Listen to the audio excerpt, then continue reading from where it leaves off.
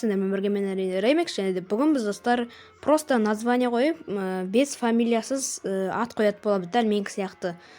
Достар, енді бұл шын, ол үшін бізге не істеу керек? Міне, мысалы қараңыздар, мой канал дейсіздер ғой да?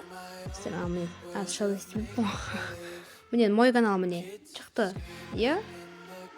Тоқтаңыздар, мен кіруді ұмытып кеттім, қазір күтетіңіз. Так, міне достар келдім, міне осыған міне достар, міне фамилия, имя деген фамилия тұрда достар, міне.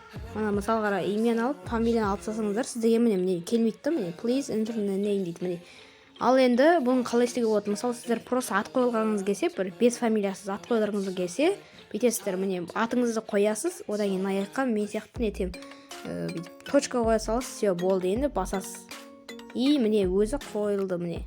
Енді міне не жоқ. Енді қараңыздар, қазір міне бүйтіп шығамыз. Шамызды бүйтіп нетеміз де, бүйтіп жібереміз.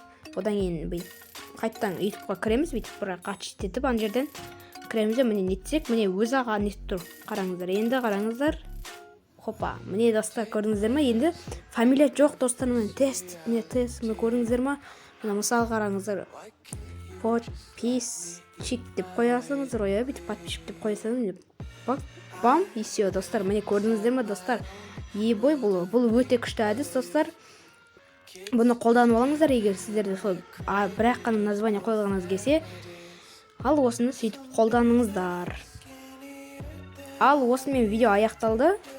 Сіздерге осы видео ұнады ма? Лайк басып, подписка жасап кетіңіздер.